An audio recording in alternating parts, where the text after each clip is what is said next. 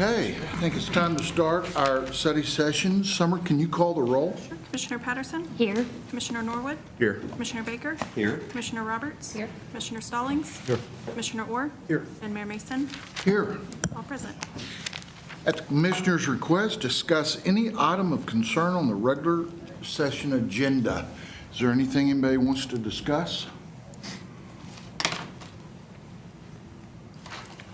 If not, I will go to 3.1, update on the current financials for fiscal year 2024-2025. Aaron? Good evening, Mayor and Commissioners. Last time, gave an update on the audit, and that was where we were as of 6:30. So this is to update you on what's happened over the 6 months since then and where we ended the calendar year for halfway through this budget. This is really small writing, I know, but this is just an overview of all the funds we have in the city. It's looking at total revenue that we've collected versus the total revenue that was budgeted. And throughout 6 months, we've collected overall 69% of the revenue that was budgeted for the year. And now there's some big things that happen in a couple of these funds, and so we're going to talk about the two bigger funds that come into the city, and that's general fund and EMA, and then I'm going to touch also on the hotel tax and the trend and what it's doing on those. Nothing else really here is that significantly off from where we anticipated it to be. I'm glad to answer questions if there's a specific number that jumps out to you other than EMA or general fund, but there's such a tiny percentage of the budget that there's nothing that's alarming at this time on revenues.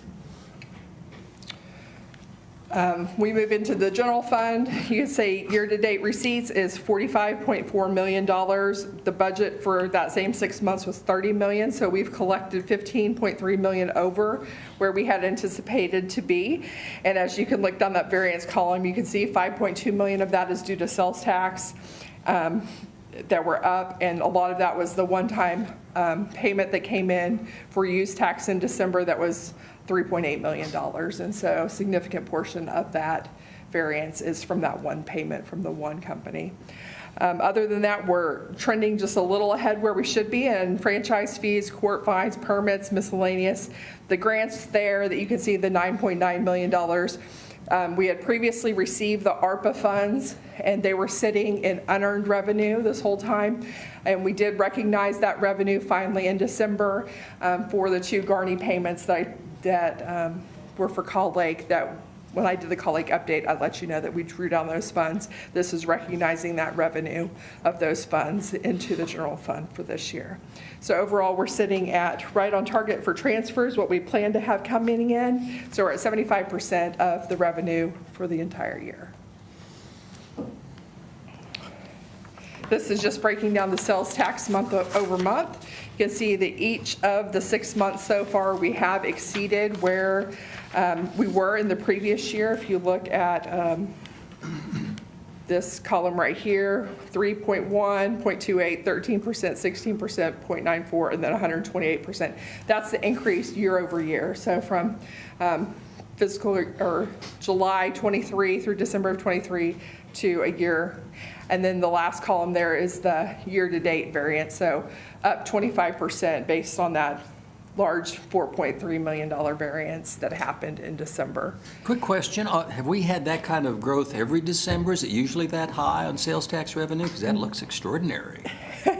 It typically is not, no. What happened is in December, we had a very large manufacturing company who paid a use tax to the tax commission. Typically, if they had filed all their paperwork, they would have been exempt from paying that, but they did not timely file. Okay. So they had to pay the back tax that was due. That's when we took that. That's what's showing up right there. Typically, that is not the norm of what you'll see. I thought it was a big shopping bonanza when I looked at that. Damn. And we plan for that. When we do the budgets, you see the year-to-date budget amounts in each of those months. That varies, 3.7, 3.6.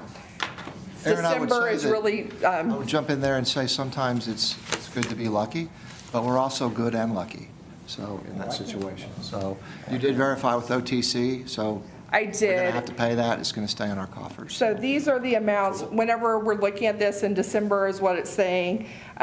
Those are sales that happened at the registers in October in the stores. November, they were paid into the tax commission, and then we received those receipts in December. So just so time frame that you know what we're looking at here.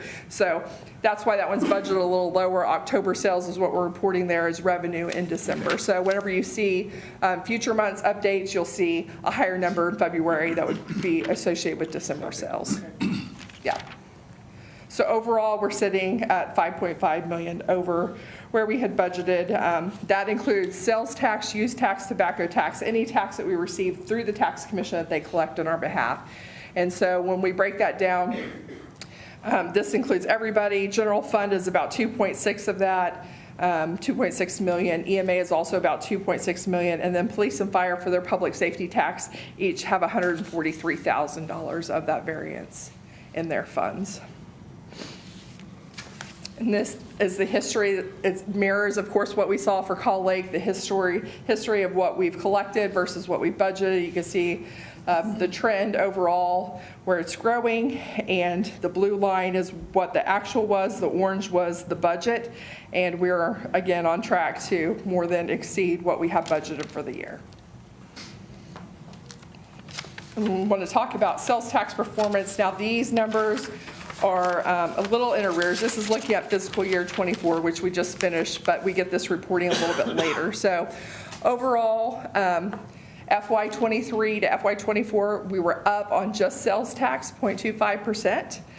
Of that, this kind of gives you the breakout of the different sectors that are in our economy and where those income dollars come from. 60% of our total comes from retail, 17% from hotel and restaurants, 9% manufacturing and wholesale.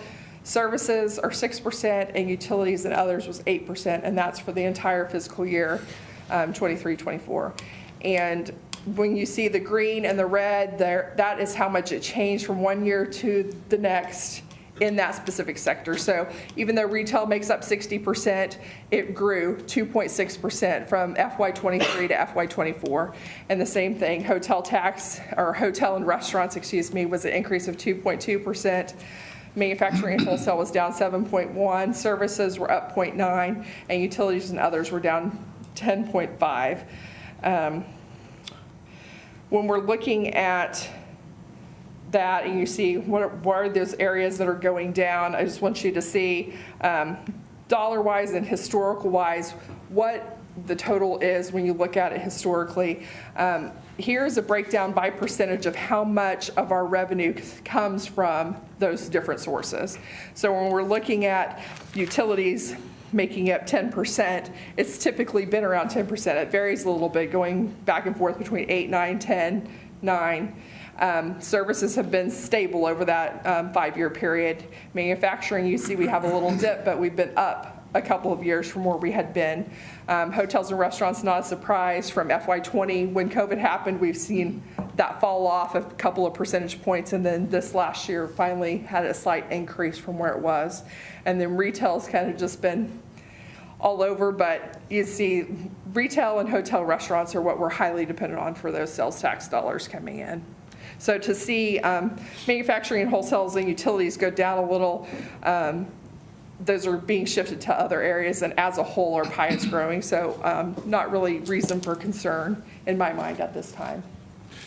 Hey, Aaron, before you Yes. go any farther, will you go into just a little more detail about utilities and others? Yes, so basically there's only 2 categories that go into that, and that's utilities. So that would be like things you're paying for your electric and gas. There's a sales tax on those. And so it's dependent on how much people use and what the weather's like. And so they vary a lot. It's the same thing you'll see on our franchise fees, where that varies from year to year based on what those weathers are. And the other thing that feeds into utilities and others is whenever a new business comes in and they have a no code. And so they get dumped in this bucket until they get reclassified to where they should go. And so it's kind of good when they get moved out of there to where they really should go, so we know how it should really be reported. So if they aren't set up correctly when they first start reporting, that's kind of the default category they go in. So then that being off the utilities 10% or whatever it was? It's $336,000 is what it amounts to, Okay, so it's not a lot. of total money. for a whole year. Okay, Yes, and that's why I wanted to show you the percentage of what it makes up as a whole. As even though those two areas are going down, they make up a much smaller percentage of what we're depending on. And so some of that moved out of that 10.5 may have gone into retail or hotel as somebody corrected their tax filing status. okay, thank you. Yeah, absolutely. And this gives a further breakdown. Retail is such a big part, 60%. I just wanted to give you a little visual. Again, this is the same way showing the increase or decrease year over year. And overall, we grew 2.6% in retail, which is fabulous. That's our biggest part. You can see we had increases in apparel, electronics, automotive, direct sales, food stores, general merchandise, and convenience stores. And then we had decreases in furniture, pharmacies, building and materials, miscellaneous sales, and sporting goods stores. Really, the only two really big swings are furniture and electronics and appliances. They were the only double-digit ones when it comes into there. But the two largest in this category are general merchandise and food stores, and they're both up. And so that's a lot of what's driving that increase year over year. Questions on any of these categories or? Okay. We're going to move on now to EMA and talk a little bit about the utility authority here. So what we have on this pie chart is showing what the actual revenue breakout is. So far, 6 months through the year, you can see 30% of the revenue we've collected has been water, 2% stormwater, 2% landfill, 6% trash, 11% sewer, 21% miscellaneous, and 28% is transfers. And those transfers coming in are sales tax transfers from the general fund for the 1% capital and the 1% Call Lake funds that are coming in. Overall, pretty close to where we have budgeted. Water is trending a little lower than where we had budgeted, and sewer also is. Miscellaneous is up a lot, and we'll get into why that is, and transfers are a little behind, and miscellaneous is kind of skewing it because it's so large at this time. Here's the breakdown of the actual numbers instead of the percentages, and so you can see year-to-date we have receipts of $45.5 million, budgeted $32.8 with a $12 million variance. Large variances coming in water. We're a little ahead of where we plan to be at this time. We have a lot of volatility in our industrial and commercial customers, and so we do the best we can to nail that down, but that can be a large flux, and so we try and be conservative there and know that that's an area if we need to draw some funding throughout the year as something comes up, we have that available. Stormwater, landfill, stormwater, trash, and sewer are pretty much on target. Landfill's a little ahead. We've had a couple of larger customers with their landfill accounts, maybe doing some remodeling or such that are dumping stuff at the landfill that we hadn't planned for. And then miscellaneous, you can see we have $7.2 million variance, and those are attributable to a couple of payments coming in. One of them was for the 2020 ice storm from FEMA. We finally got that $1.5 million reimbursement, and that is coming back into EMA where we paid that out. And then we also have drawdowns for the Call Lake program for $4.9 million so far this year. If we took out both of those things, this variance would be at 911 or 22% on the year. So it'd be much closer to where we anticipated it to be. And then sales tax, that 2.6 is what I showed you on the sales tax earlier. That's how it's equating to EMA when we transfer those dollars over. So half of that's sitting in the 1% capital funds, and the other 1% sitting in the Call Lake funds for future debt payments. This is looking at it as a percentage of the total, so it's the same year-to-date receipts in this first column, and the second column is the total year's budget. Overall, you can see we're sitting at 71% collected in revenue for EMA so far this year. Hotel motel tax is the other tax that I did want to talk about, and again on this one, Blue line's the actual collections, the orange is the actual budget, so you can see that for many years we've not been hitting, we've been adjusting that downward as we budget. But the good news is through 6 months so far this year, we are $117,000 above where we had thought we would be, or we're up 12.33% from last year for the first 6 months. So we hope that continues to be the trend as we go forward. Now we're going to get into expenses. Again, this is a snapshot overall of where we are in expenses. Again, those in red are over the 50% mark halfway through the year. Those in green are under that, and if they're right at 50% where they're supposed to be, they're in yellow. Again, all the ones that are within budget, health fund, EEDA, stormwater, police, CDBG, 911, MPO, sinking fund, there's really no concerns. Everything is exactly where it's going or should be at this point. The ones that are in red, I have a slide to talk about each of those and kind of what's driving some of those variances. So the first one is general fund. This slide breaks it down by category. In our budget book, we have different categories. We have personnel services, contractual services. Those are things that we contract a lot with outside services, utilities, insurance, professional services, things of that nature. Maintenance and operations are the day-to-day things that our employees need to get their jobs done, softwares, computers, vehicle maintenance, those types of items. And we have capital outlay, so those are equipment, transfers to other funds, and then the sales tax transfers. And so you can see personnel services and maintenance operations are doing great. So our employees are taking care of what they need to and minding their budgets. I appreciate the supervisor's efforts on making sure that we're coming in where we need to be coming in there. Contractual services right now are showing that we're 60% of where we should be for the year. What happens with contractual services a lot of times is we do an encumbrance at the beginning of the year, July 1, that will cover the whole year. And so those are reported right here already in this encumbrance column. And so we have all 12 months worth of expense here. So it's inflating what we've actually spent out because those encumbrances count against what we have available. So we only have 40% available, but there's nothing really concerning. We've paid property insurance and liability insurance for our vehicles for the entire year, and a lot of the software renewals also are paid for the entire year up front. And so 60%, nothing concerning about that. Capital outlay, we did have a couple opportunities to buy some properties that weren't in the budget. There are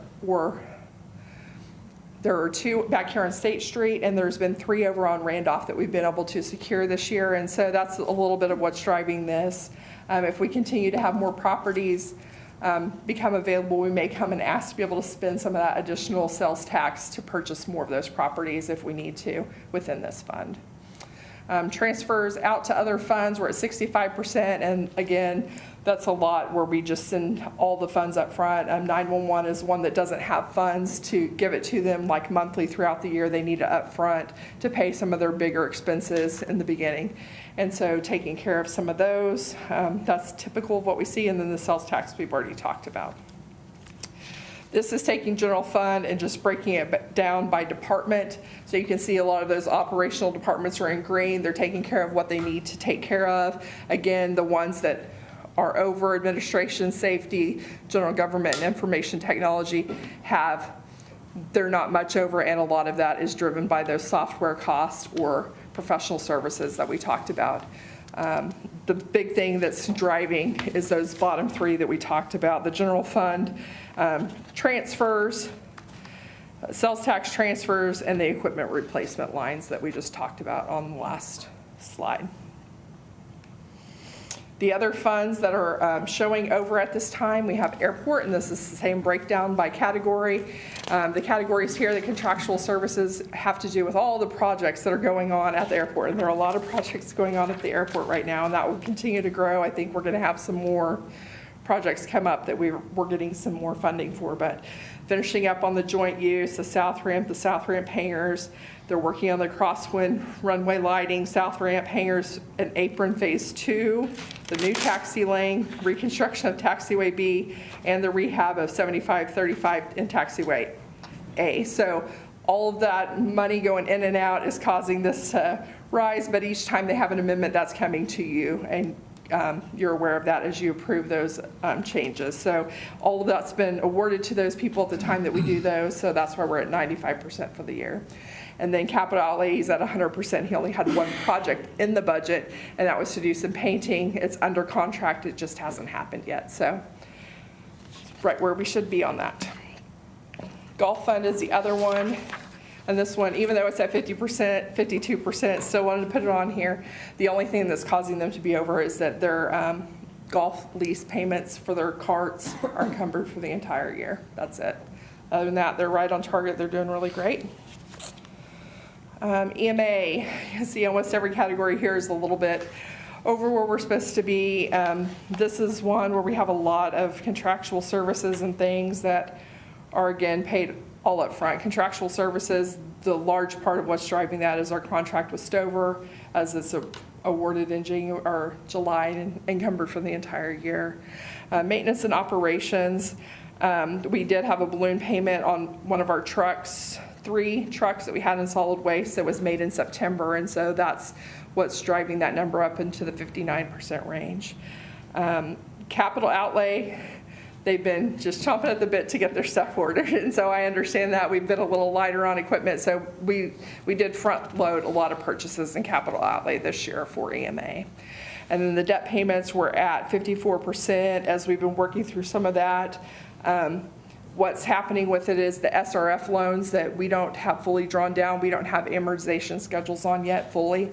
And so as we're getting those, they're coming in a little higher than where we had budgeted. So we may need to come back at a later point and do an adjustment there, depending on where those calculate out to be. And it's all based on how much money is left in that fund. So how fast we can draw the funds versus when the payments are due. So we'll continue to monitor that. And this, again, for EMA, just breaks it down into departments. You can see utility services, public utilities management, and water production are all within their budget. EMA operations, again, that has to do with loan closing costs for the new OWRB loan that wasn't budgeted, about $80,000. So it's the majority there. Solid waste, again, is that balloon payment on the trucks that we talked about. Utility maintenance is, there was, vehicle expenses were really the only line that was significantly over there, and so as their equipment ages, that's going to go up, and so need to work on that balance between getting new equipment and maintaining what we do have, and so I'm trying to work that out with them.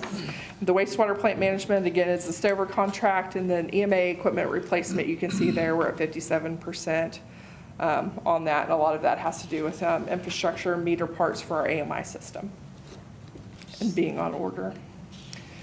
BDA, this is Advanced Development Authority. Again, contractual services is the only category that's budgeted, and that's for Mike Cooper's contract. So we're at 67%, and that remaining 24% will be travel and other expenses associated, but his entire contract is included in that 76%. Capital improvement funds, this one is not as useful to look at based on percentages of where we are.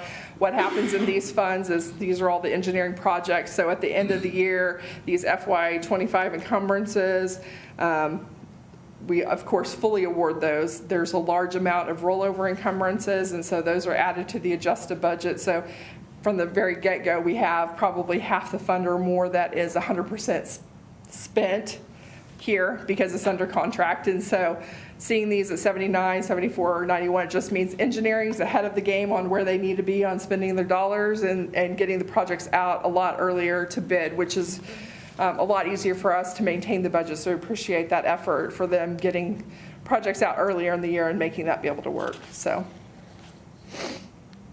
police fund is another one that's at 55%. Personnel and capital outlay are great, just contractual maintenance and operations. And I think a lot of that has to do with their new software implementations. They're still finally figuring out how everything's going to work with Central Square and GeoSafe and some of the things where they do tracking with their new software and the integrations with all the different Digiticket and some different softwares with court as they've worked that out. And then the operations software costs and annual costs that go along with that. They've also are at 100% already of their vehicle maintenance for the year. They've had quite a few things. I know some of those are insurance claims and will come back through subrogation. And so they might have an offsetting revenue that's coming in that we haven't received yet. Event Center Fund, this is the next one. The two categories here that are over are contractual services and capital outlay. Contractual services here really is attributable to two things. I talked about hotel tax coming in a little higher. Well, with that, when we collect more in hotel tax, we have a portion that we pay out to the Expo Center. That's how the vote was passed, is split between us and Garfield County. And so we have a higher expense there because we have higher revenue. And the other thing is we don't pay Visit Enid their fee even quarterly. We do it based on when they're going to spend money. And so they budget higher in the first few months than the last 6 months. And so they've just received more of their payment. You can see $475,000 is what we budgeted for them for the whole year, and we've only have $207,000 left on that contract. So they've invoiced us for the remainder of that, and we've paid it.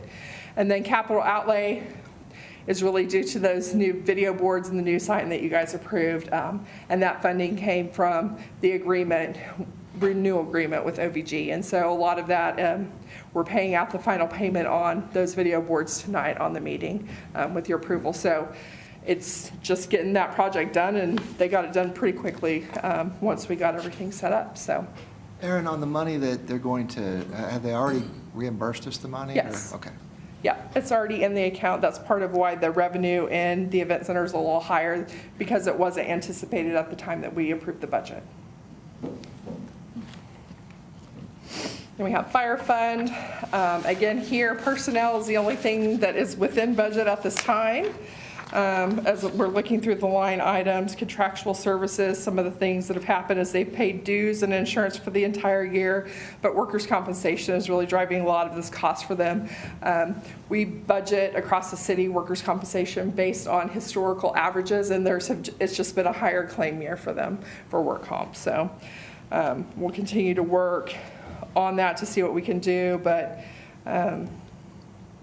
kind of a little bit out of their control. So they're still doing a good job on maintaining the maintenance and operations.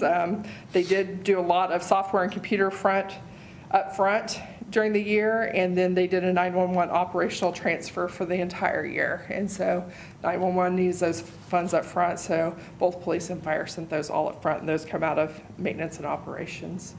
Their capital outlay is driven by the truck, the rescue truck that we ordered in January of 2023, that $923,000. As soon as we receive it, then the percentage will go back down to, where we anticipate it will be by the time we get it. Any update on when we're going to get it? It's supposed to be May. Soon. That'd be When? great. May. The end of May or early June latest. It's only been 3 years.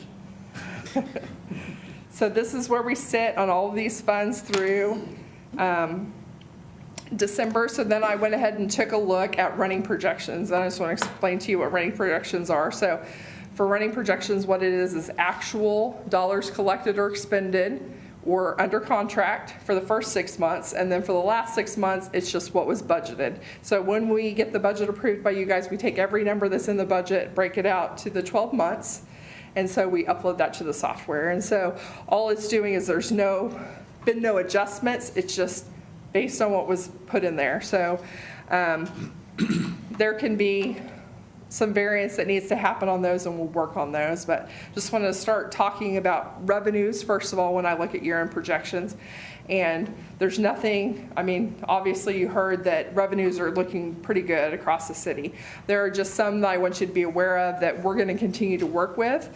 The ones that are listed here: Airport, Water Capital Improvement Fund, CDBG Fund, the Chisholm Trail MPO, and EPTA are all heavily funded through grant programs. A lot of these grant programs are on a reimbursement basis, so we have those expenses, and we have grant receivables sitting out there for all of these funds.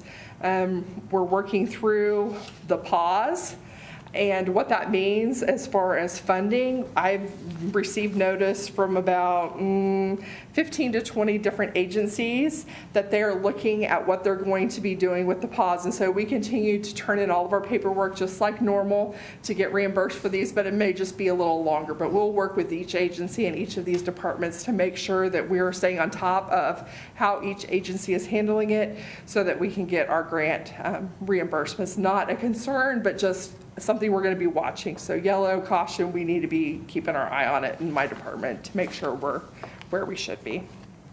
And by the pause, you're talking about from the federal level? From the federal level, yes. I have this email that I've gotten the same email from every single agency that's emailed me talking about what they're supposed to do. They can't withhold funds based on the federal order, but each agency is allowed to pause based on their own agency's stance. And so they're having to work through that. A lot of what we're getting right now is it's in the hands of our legal department, and we'll update you when we have more information. So some agencies, there's a couple agencies I haven't heard from, so maybe there'll be a business as usual, but we're continuing business as usual, and we'll see how it impacts us. We just need to keep an eye on it. Next one's your end of year for expenses. Again, I only put yellow here and not red because many of these will probably be able to be just fine. Once I sit down and am able to meet with Golf Fund, EMA, Police, Fire, and Event Center, I anticipate that some of these will not be as close as what they look right now on those running projections. So what may happen is we budgeted for them to buy something in June, but they already bought it in September. So they need to tell us, hey, you need to take those budget dollars out of June because we're not going to spend them there. Or, hey, we thought we were going to do this, but we had a leak over here and we had to do this, so we're going to put this off for a year. And so we'll sit down and have those conversations with those departments and look to refine these numbers to make sure that, if possible, we can stay within the current budget that they have. But we'll keep an eye on that and work with those departments. And then the other ones I just want you to be aware of, these are ones that could potentially come back to you as a budget appropriation. And these are all based on things that were not budgeted but have been talked about. So I just want to keep them on your radar right now for general fund. The couple of things I have on my list is if we have any additional properties that do become available in Randolph, we may need to do an appropriation to be able to purchase those. And then if we are able to do additional property along Route, we would want to bring back an appropriation to do that as well. Airport, there are a couple things on my radar. Oklahoma Strategic Military Planning Commission just awarded a grant to the airport for $70,000 for generators. So as soon as we get those quotes, we'll be bringing that back to do an appropriation so that they can spend those grant dollars. Also, FAA is potentially looking at an accelerated timeline to move up next year's project to this year. So if that happens, then we'll be bringing back an appropriation for those FAA projects as well. EMA, there are a couple things here that just need to be aware of as we've been working through those SRF loans, and we've had a little bit higher admin and interest than anticipated. We may need to do one for that. We'll keep an eye. It depends on when we sit down with those department heads and those in that in the public utilities area to see if we're going to be able to cover it or if we're going to need to do an appropriation for that. And then the other thing is we're looking at possibly doing some security upgrades here in the City Hall building, specifically to the utility services area. As you see out here in the hallway when you come in, there's bulletproof glass and things like that to protect where we have cash and our employees for their employee safety, for court and records and receipts area. And we're looking to make similar type upgrades to the utility services or utility billing area. And then capital improvement fund, that one's on here. You did vote at the last meeting to try and get scope and fee for an engineering firm to do work for the new complex. And so we would be bringing back in a budget amendment for capital improvement fund to award that when we're ready to do that. Not that there can't be other things, but those are the ones I know about right now. The last slide I have here is I know probably based on what I'm seeing right now that we will for sure have budget appropriations for general fund and event center. And both of these are good news stories, even though we need appropriations because revenues came in higher than where we budgeted, and part of those revenues have to be paid out to another fund or another entity. So general fund revenues that we collect for sales tax for the 1% sales tax and the Call Lake sales tax have to be transferred over to the municipal authority who holds the debt and funds all of that. And then the event center, as we collect those hotel taxes, we got to turn around and pay out the percentage that goes to Garfield County. So we need higher appropriations to be able to do that when that revenue comes in higher. Questions on any of that? I've got a quick question, and I know it's a very, very small amount, but on the $70,000 that's going out to the airport for the generators, we've got that out to bid.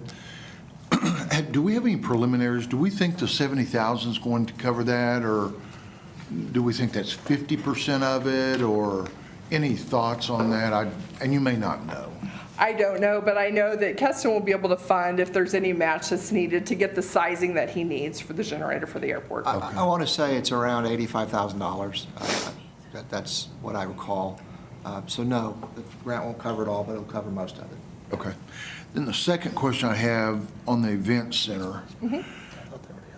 Any projections on that? I mean, I see where the hotel motel's going up. That's got to help just a little bit.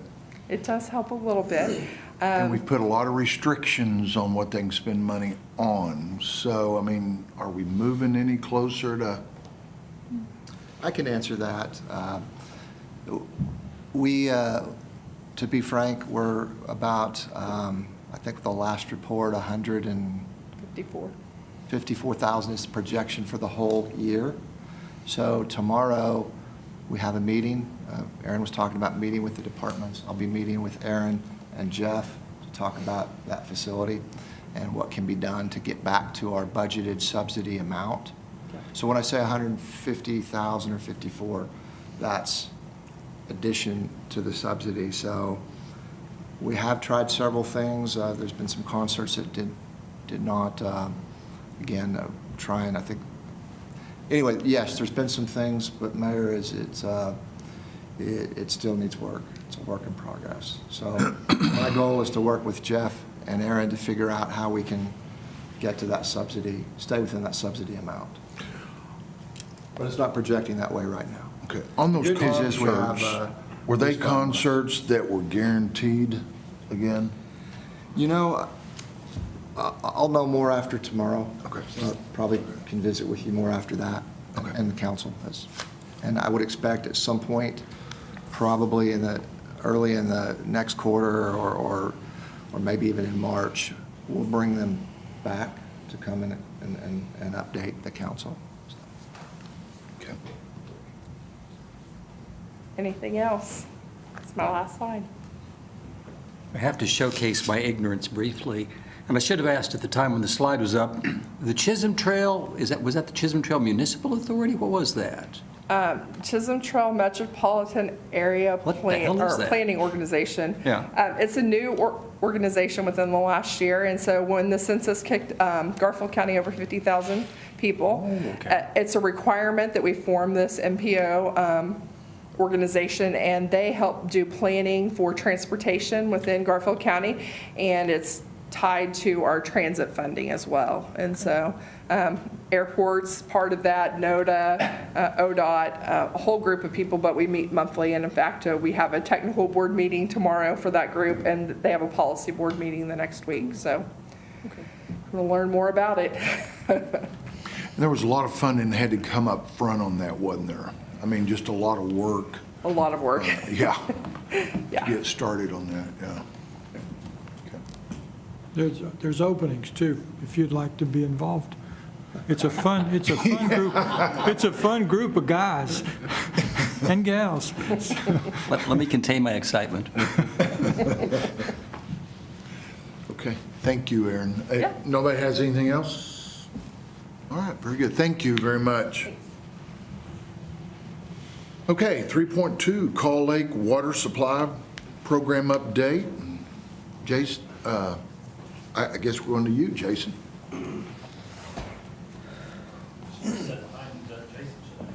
I know, Jason and Jason,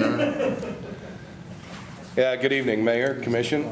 I believe the last progress update I'd given was in April 16th of last year, and then stood up here May 2nd of last year through GMP Change Order 7. So with that, we'll get into the excitement of the Call Lake progress. Currently where we are today, much of the same places were with my last update, with exception today.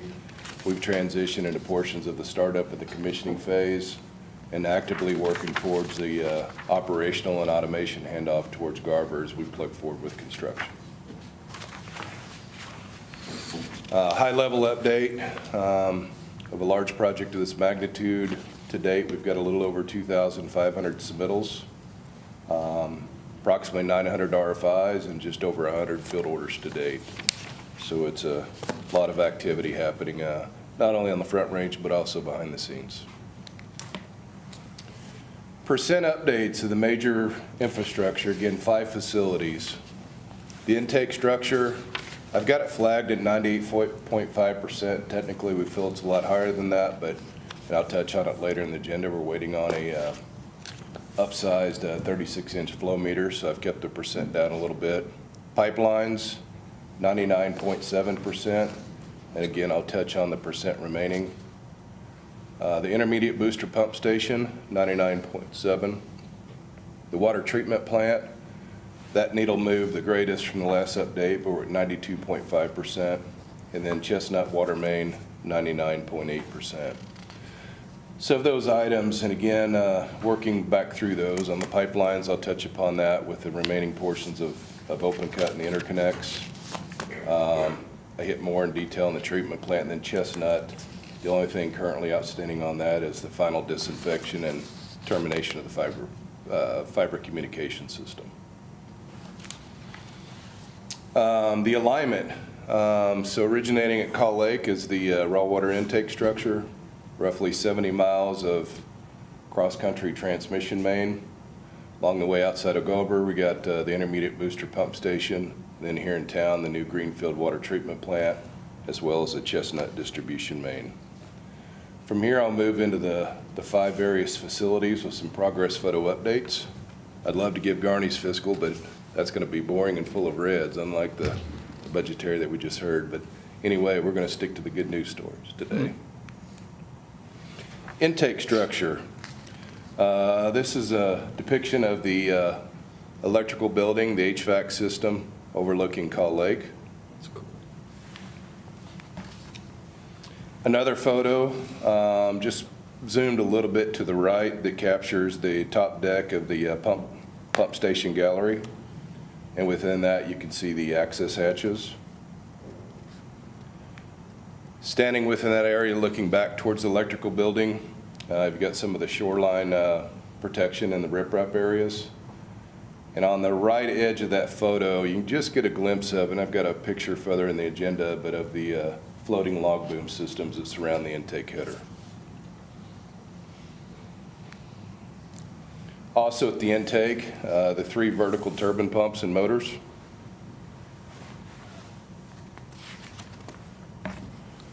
Another photo of those vertical turbine pumps and motors. And again, all these have been bump tested, coupled, and soon to be ready to go into operation.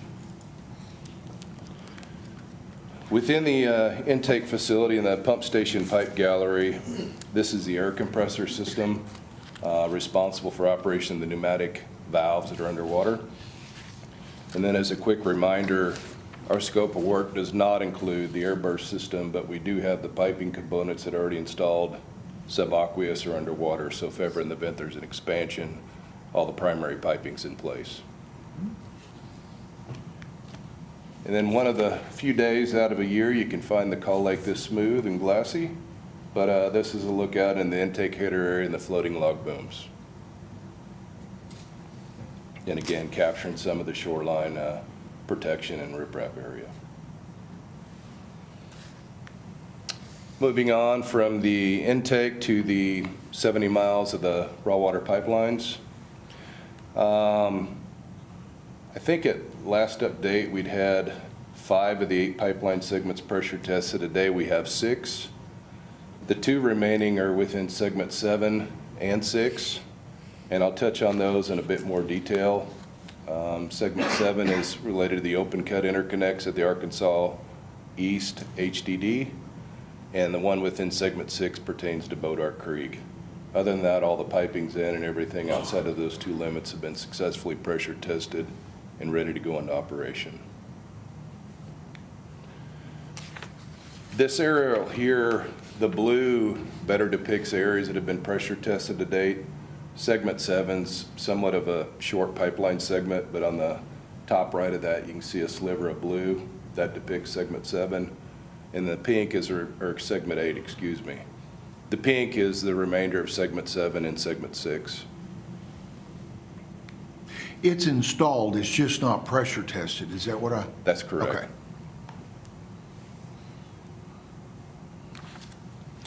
This is an older photo that I'd had before of an aerial, and it's looking back towards the Call Lake intake.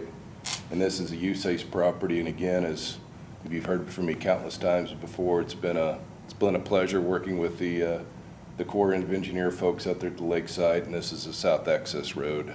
A lot of work and effort to work through that license agreement.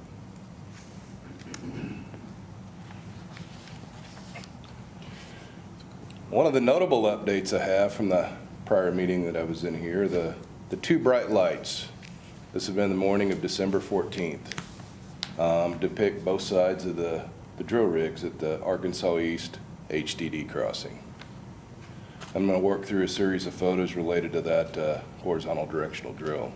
So they are not mysterious drones we need to be worried about. Nope. They were intentionally planted there. That's funny.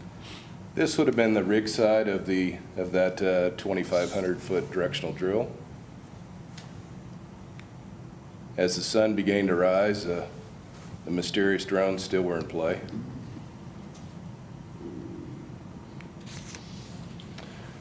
And again, on the day of the pullback, the photo on the left just depicts a view of the pipe string.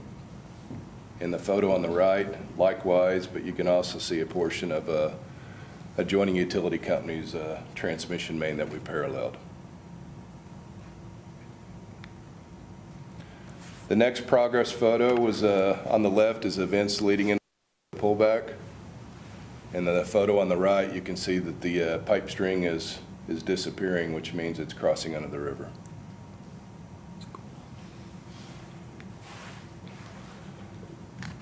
Again, both the photo on the left and the right is the pipe support during the pullback.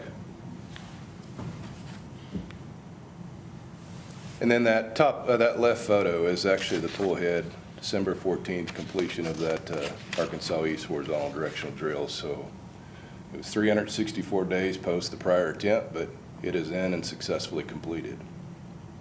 The photo on the right is removal of some of the oversized conductor casing to support the bad downhole soils. And you can still see a remnant of the pull head there.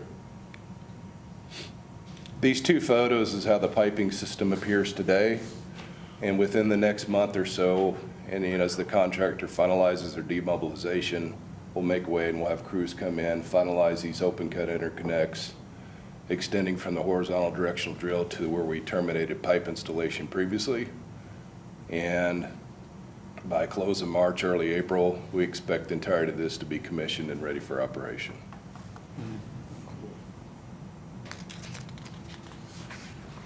The next group of photos pertains to the Bodart Creek crossing. That's been a problematic tunnel crossing. Photo on the left is the working pit area. And the photo on the right is a depiction where we got concerned that maybe we'd had an obstruction or something that was prohibiting advancement of the steel casing. The next photo, when we went into investigation, we found that we'd encountered rock and some differing soil conditions that were prohibiting advancement of that casing. And you can tell we had a compromised leading edge. So the only path forward at that point was to work a combination of pneumatic hammer and driving a system with an excavated assist in front of that casing The groundwater and soil conditions are horrific. This is the area that we talked about last time that were 30 to 40 vertical foot cuts. I am happy to report, as close of this past weekend, we did successfully get the 160 foot of casing across, and now we're working on the restoration, the cleaning, and soon to transition the threading of the carrier pipe and bringing the open cut interconnects up and out of that deep tunnel. The next series of photos show some of the preparatory excavation efforts with that excavation assist. This photo is a depiction of finding the leading edge of that 48-inch casing.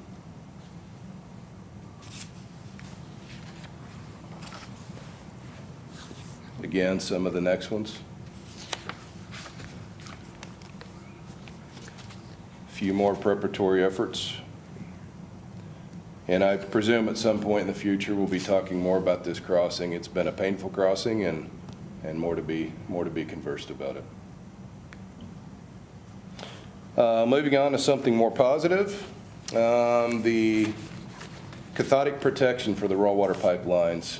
Just got one photo here, and there are 18 rectifier systems across the 70 miles. We have facilitated preliminary commissioning of the cathodic system. It is in and it's operational. The crews have since returned and remobilized to perform some additional testing through polarization of the pipeline, making sure we don't have any interference of existing CP systems. And they do have a scheduled remobilization date in the months to come. Once we finalize the boat arc connections and finalize connections at Arkansas East, HDD, we'll retest those portions of the pipeline.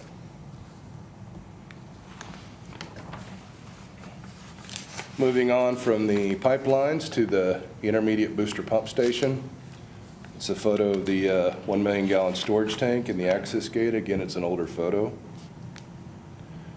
An expanded out view looking northwest, capturing the electrical room. You can see the vertical pumps and turbines and the header pipe assembly outside of the tank. Again, another picture of the vertical turbine pumps and the discharge piping system. And again, these pumps and motors have been bumped, coupled, rotated, ready for intended operation. I know Garver's been on site within the last few weeks and beginning to work through the automation phase of this portion of the facility. Another photo of the electrical building and the HVAC system. And then the next photo is some of the instrumentation and metering equipment or controls within the intermediate booster pump station.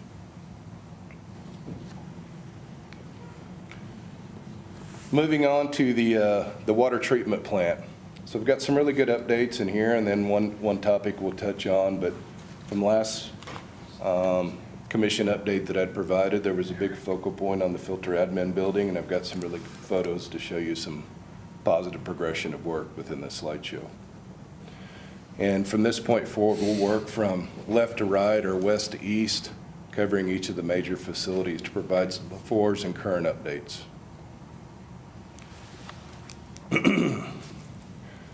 So this photo is not today. It's from February of '24. And this is a picture of the sedimentation basin. More current photo, the same structure. This is at the south end of the sedimentation basin. You know, note the stairways, electrical, and the conduit and electrical runs. This next photo is from the west side of the sedimentation basin. You know, again, the stairways, the lighting, the electrical, and within this is the horizontal flocculators, the sludge collection, and the plate settlers. Zooming inside of that structure, you can see some of the header piping along with the baffle wall system.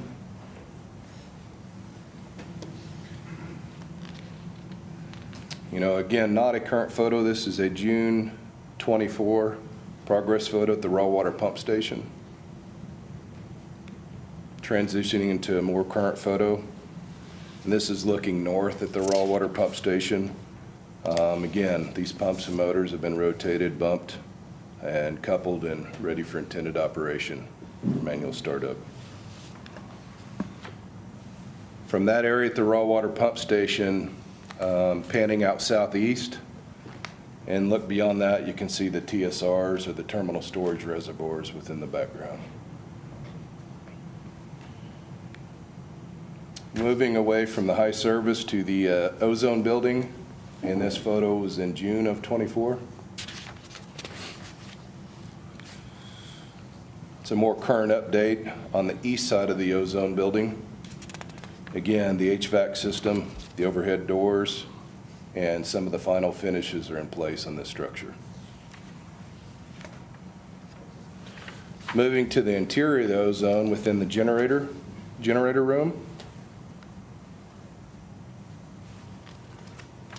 Again, all the stainless steel piping, generator racks, HVAC system, and the lighting are in the final stages of this structure. The ozone injection skids, and then the ozone electrical room. Moving on from the ozone facility to the chemical feed facility, and this photo was in April of '24. That same facility facing north, we've got the chemical and the bulk storage tanks, the process piping, and the various equipment in place at that facility. Within the chemical feed, this is a hydrogen peroxide room. The zinc orthophosphate room. And then from the prior update, we started with the filter admin building. So the next series of slides are to capture some current progress and updates related to the filter administrative building. This photo was from April of '24 as well. Transitioning from that prior photo, continued with the structural steel placement overhead.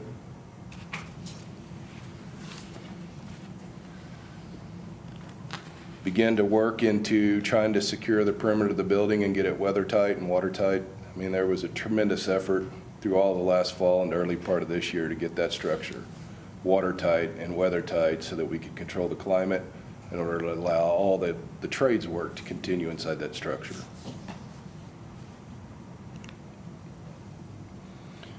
This is the north end of that. A couple of notables, the retaining wall out front, the overhead doors, the windows, the roofing, the exterior stairs, and the lighting. This will be part of the filter gap contactors.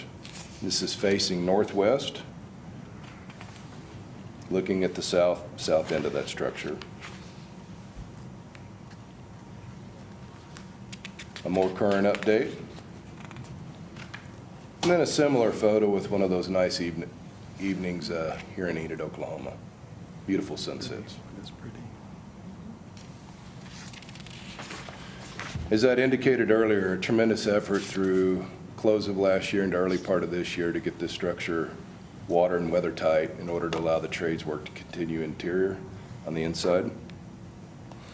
So within the inside of that, a lot of the door frames and the interior skeleton, and this is per elevation 1336. Excuse me. The PLC panels within the electrical rooms. And then transitioning a couple of aerial photos. This would be the filter piping, part of building 40. And the GAC piping, granular activated carbon. Moving on, and just to, that was a huge point of emphasis. Everything right now is still holding on track and on schedule and steady per the filter building. A couple of our main deliverables pertain to getting that ready for the laboratory. That's what's going to be needed to have in place for operational startup and handoff. And then ultimately the securing of the building occupancy permit. But everything's still tracking on our critical path with this structure today. Moving on from the filter admin building, this is the GAC feed pump station. And this photo is from February of 2024. Transitioning from February to more current, setting of the GAC feed pump station, the vertical turbine at the pumps.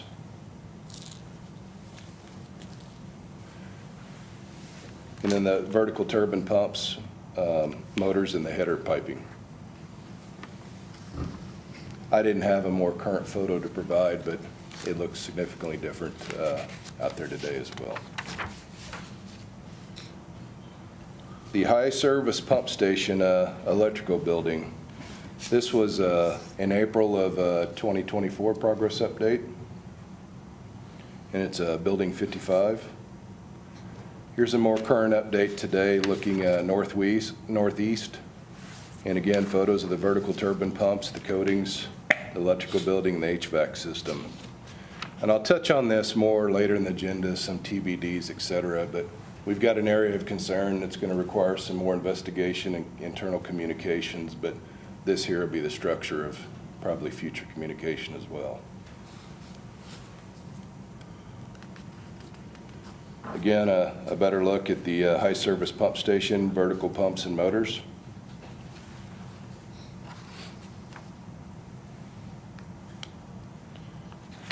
This is the existing plant number 2. Some of the current upgrades of the chemical feeds, and then the backwash pump station.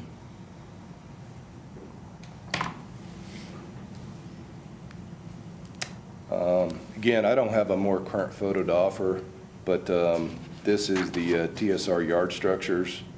The photo on the left is an outlet structure, and the photo on the right is an inlet structure. Obviously, there's some grading to be installed that wasn't captured within this progress photo update, but it secures those open holes at the top. The sludge glue inlet structures. And then the access ramp into the sludge glue that was placed fall of last year. And then if there's any visitors out to the treatment plant, a couple of things that are actively ongoing at this moment. Construction of the main entrance. This is half of the pad. The other half is under active construction right now, as well as a lot of major site grading and paving activities within the water treatment plant site. It's a photo of the north side of the filter building, kind of zoomed in from one of those prior photos, but capturing the retaining walls, aprons, and the trench drains. And as I just stated, obviously there's a lot of active civil work happening at that treatment plant site, so one of many variables there. Chestnut. Seems like yesterday I was in here talking about traffic control plans and coordination efforts, but fortunately that part of it is behind us. Chestnut is 100% installed, 100% pressure tested, and it's currently pending final disinfection, waiting some of the high service pump station startup at the water treatment plant. I included a couple of old photos. One of the successful HDD, just something about the red, white, and blue flapping in the wind that can't seem to get rid of this photo. One of the many coordination efforts. It was a very sensitive project within the public eye. A lot of the extensive efforts that went forth, soundproof walling systems and things of that nature to make that horizontal directional drill a success. That was the day of the successful pullback in March of 24. This next slide is one of the, I've lost sight of the number of examples I could provide, but one of the many challenges of horizontal and vertical realignments along Chestnut. I mean, this is down near the Dollar Tree area at Cleveland and Chestnut, and I think, Marley, you'd have to help me, but that tunnel was constructed 6 vertical foot lower than intended design, and at the time we procured Chestnut, Dollar Tree didn't exist, so just one of many, many moving targets that we're able to navigate and work our way through. Next series of photos on Chestnut is some of the final restoration events or efforts.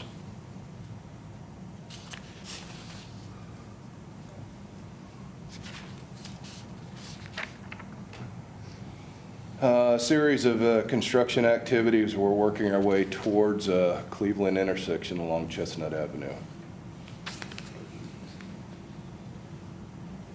Some of the restoration efforts in the summer, fall of last year, and very difficult portion of build in close proximity to the protect in place concrete perimeter wall.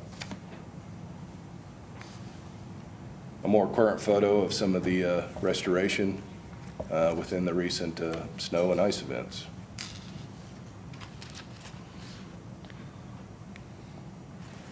Moving on from the progress photo updates, just some high levels from cost summary. Our GMP through change order number 7 is $256.8 million. And a high-level discussion of some of the major work activities, and by no means is this intended to be all-inclusive, but it's some of the high-level activities that remain. As I talked about earlier on the pipelines, the open cut interconnects, the Arkansas East HDD, that's within segment 7, out east of Ponca City, the ongoing activity at Bodart Creek. We've got the tunnel in now, soon to be transitioning to the carrier pipe, and then joining open cut interconnects outside of that tunnel crossing. Once those two portions of the project are tied in, we'll immediately transition into filling, testing, and commissioning of segment 6 and 7. And I do think all that'll be 100% by this spring in the March-April timeline, just as we probably discussed before and I'd mentioned. Also, I touched upon the cathodic protection. We'll work through any of the final missing or final commissioning phases once those two portions of the pipelines are tied in.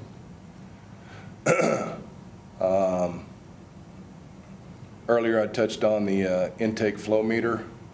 Once we have that, we'll get it installed at the intake site. And then we're working through finalization of the intake vertical turbine pump run tests. Once all things are go, all operations are checked out and everything's ready, we'll initiate that, more than likely once the pipeline segments are tied in.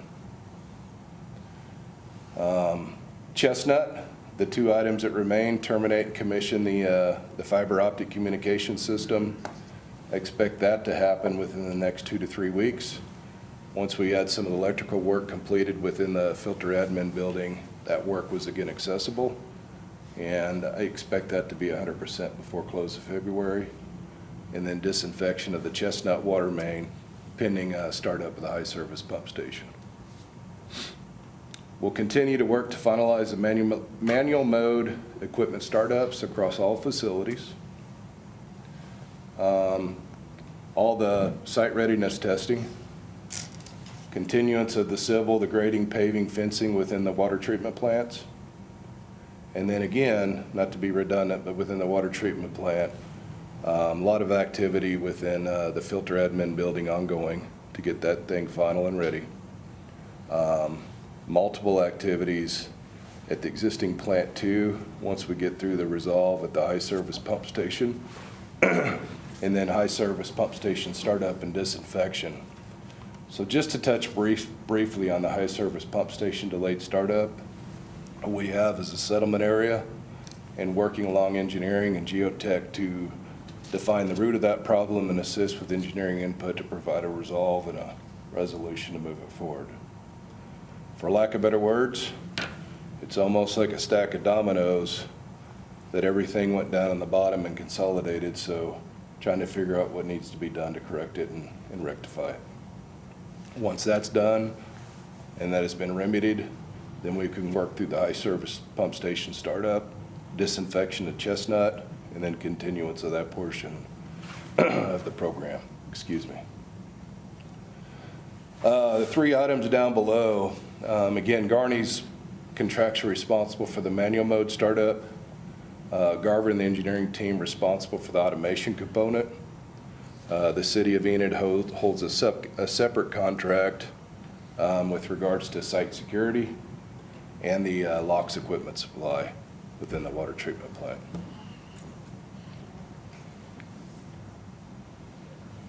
High-level program schedule. GMP change order 7 has us through September 11th, 2025 for substantial completion. I still carried spring of '25 for this next group of items. That could slip into summer, not knowing the extent of the remedy at High Service Pump Station. But as we've already rectified 2 of them, we have remedied the Arkansas East HDD. That's complete, that's successful, and we're on track and on schedule for the filter admin building. Projected availability of the laboratory, still feel summer of 2025 is an achievable date.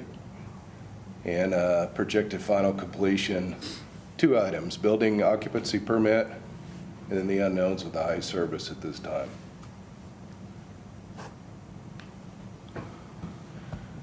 Moving forward, I mean, the ultimate target today is moving into operational handoff, into the automation component, and finalize all the open scopes of work.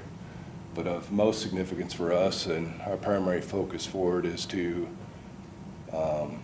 proactively communicate and be in active discussions related to the high service pump station, get that matter resolved, remedied, and then evaluate if there's anything else to discuss related to schedule. Questions? Sorry, I'm starting to lose my voice.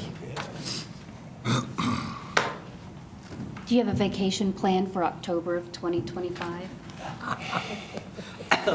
For about a decade, no. The phrase you kept using, what exactly is the cathodic protection? What is that? Yeah, it's to protect the pipeline against corrosion. Okay. Yep. It has an impressed current rectifier system on it, not to overly confuse it, but it's for simply to protect the longevity of the pipeline. I'd like to make a comment about the thing that most citizens of Enid see is the part along Chestnut. And really like to commend you guys on the work that you did along there, because you did it quickly and it looks great. Thank you, sir. And that's I think, a feather in your cap. So. Thank you.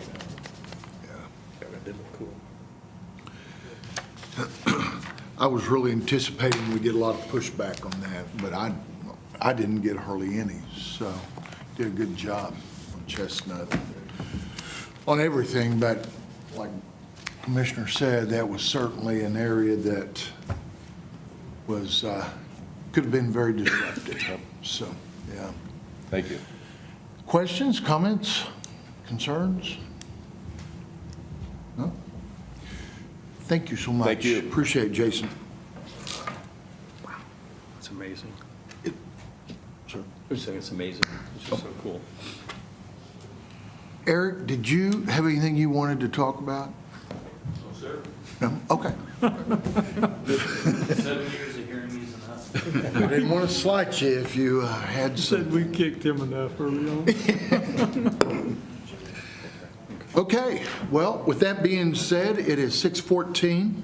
I am going to adjourn, and we will start a regular session at 6:30. We are adjourned.